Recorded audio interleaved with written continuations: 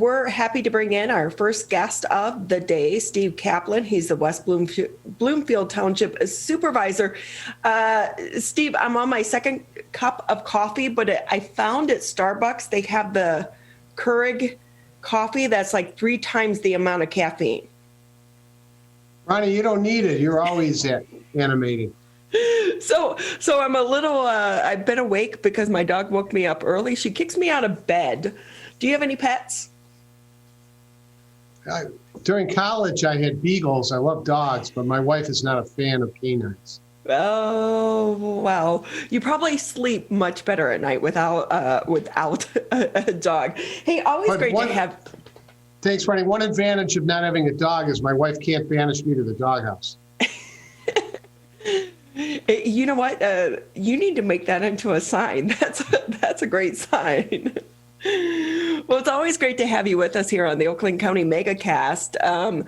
We had you on the day following the election.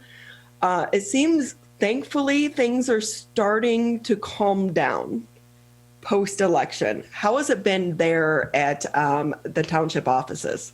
Well, we, the township officials, the elected officials and staff, are proud to tell you that only 37% of the municipalities in Oakland County are open. So of the 59 cities, townships, and villages in Oakland County, only 21 are open to the public. So we remain open, and we're not critical of the other municipalities. Every municipality has its dynamics and peculiarities, but we're here. So if you arrived here, Ronnie or Tyler or Larry, you need something, the doors are open, we're fully staffed. I think that's important to people. I think people need to know that local government is working, phones are being answered, appointments are not needed to visit town hall. How do you make that decision? Because it's got to be a tricky one for you, right? It's a balancing act. It's based mainly on whether our staff feels comfortable and safe. Ronnie, if we have employees who are concerned about contracting COVID-19, then they're not going to want to come to work, or if they are at work, they feel unsafe, they're somewhat petrified. So what we do is, and we're not alone in this, we haven't invented the new mousetrap, but we maintain a very, very safe premises with constant sanitizing, constant cleaning. Everybody's wearing a mask, their face covering as they should. We enforce the 6-foot rule. It's really 10 feet. We have plexiglass protecting our public when they visit with us. So when they're talking to one of our staff members, there's plexiglass. The point is our staff feels comfortable. Of our 91 employees since March 3rd, only 4 have contracted the coronavirus, and all of them are safe and back at work. That's amazing, especially considering right now there is a spread of the virus that seems to be moving through our community and the state of Michigan. So for you to be able to have such low numbers, it says a lot about you and your team, but not even so much about what's going on at the office, but also a lot of it has to do with what people are doing outside of the workplace. Right, difficult to control what people do, but we discourage our employees from leaving the state. Obviously, this isn't a prison here, but we encourage people to remain in the state, because when you leave the state, you never know what's going to happen, the number of people you'll interact with. And I think most of our staff has abided by it's not a requirement, but by our suggestion. So, Steve, I know you have a legal background, and I don't know if you can even just give me your 2 cents, nothing more than an opinion on this question. Is that we're seeing, like we just mentioned, Ford is getting ready to have vaccines available for their employees when the vaccines are widely distributed. What are your thoughts about vaccines with the workplace? Is it something that an employer could require that for some of their employees? Excellent question, Ronnie. And although I am a lawyer, I was a prosecuting attorney for 26 years. I probably know enough outside of criminal law to be dangerous, but this much I do know. Employees who work at a hospital, they can be mandated to receive the vaccine, and if they don't, then they will not be working. I'm not saying they'll be discharged, but they won't be on the premises. Take a facility or an area like West Bloomfield Township local government. In my view, we cannot mandate that employees submit to the inoculation, because as we know, it's not 100% foolproof. There could be side effects. we don't know, but we will strongly encourage people to receive the vaccination. And we might even consider, as what you said regarding Ford Motor Company, we might have a day here at Township Town Hall where not only the 91 employees here, but the 206 other employees, public safety, water department, fire, police, that we will provide through a nurse the inoculation or vaccination. There are so many different facets to this pandemic. As the township supervisor, what keeps you up at night? Well, nothing at all, because we have wonderful staff. We have a great board. All 7 of us were reelected, so that shows that the public is satisfied with what we're doing. But mainly, Ronnie, it's having top people working for the township, which we do. I'll compare our department heads with any municipality. I know I sound like a cheerleader, but the fact is, it's like what you do on a daily basis. You have great staff working with you, including Larry and Tyler. You and Tyler are teammates, obviously. But Ronnie, you know that everything's being taken care of properly. And when you arrive in the morning for work, that all is well. It is good that, as you said, so many people were reelected, so you have a good working relationship. Those things can be vital in trying to run a township in the middle of a pandemic. With that, though, if we can kind of shift the conversation just a little bit, there are some good things coming out of this pandemic. What, from a township supervisor standpoint, do you think has been the silver lining that's bringing your community closer together? Well, we have an educated electorate. People who live in West Bloomfield, they do care about the community. Well, everybody living anywhere cares about the community. But I think that our residents, and we haven't taken a survey, and nobody's perfect, but I think they're heeding the health department's admonitions regarding social gathering and limiting the number of people in your home. Tyler mentioned it earlier before the interview began, that I think for Thanksgiving, although people love their families, and many people consider Thanksgiving to be the most cherished holiday of all. It's the first holiday, of course, in the colonies in 1621. But I know just anecdotally that most families are meeting in small groups, if at all, because they don't want to contract it. We know, Tyler said this many times, the virus is invisible to all of us. It doesn't discriminate among poor, rich, happy, unhappy. We don't know. We just know we have to be as careful as we can. So I think our residents are pleased that we remain open, the services are there. And you asked about something favorable that's occurring. Well, if you were to poll the residents, what do you like best about West Bloomfield Township government? They might say the household hazardous waste days. Because we have many environmentalists who live in our township, and they love being able to turn over the recycling, the batteries, the paint, the oil, the electronics, where they don't end up in landfills. So we have expanded our household hazardous waste services in the year 2021. Yeah, because so many people were basically kind of hoarding those items in their garage and their basements, waiting for these hazardous waste removal days.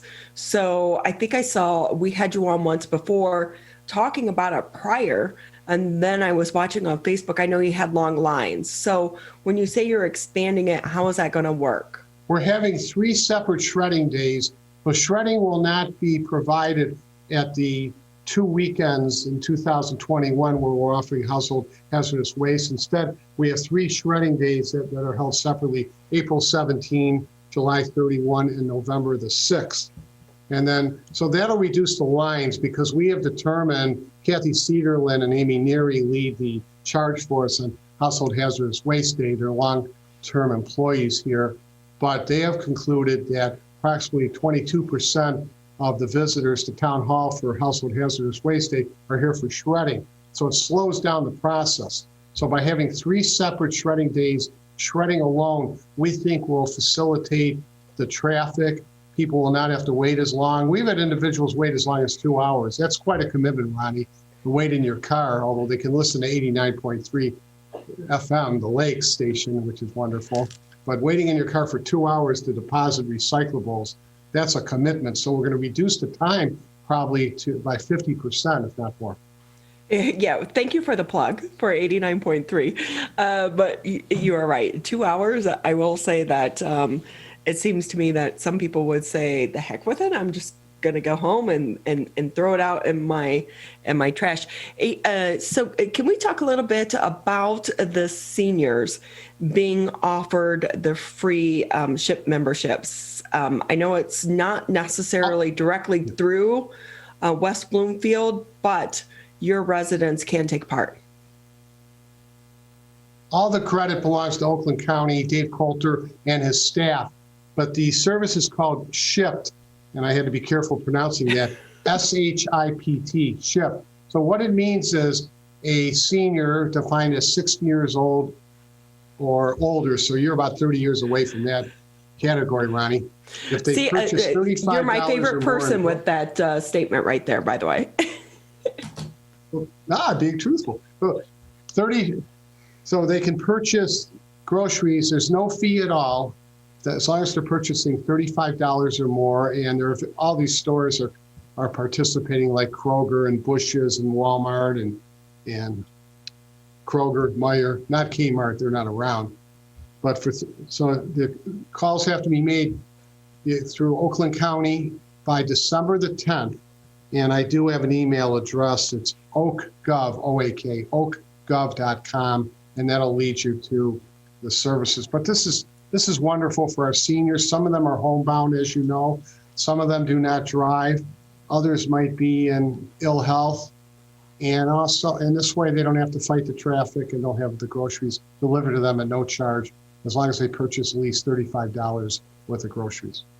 To me, that is such a great program, just because so many people are uncomfortable going out during the second wave and the second surge. Quickly, before we let you go, can we just talk a little bit more about that? How concerned are you as a township supervisor about the second wave in the community?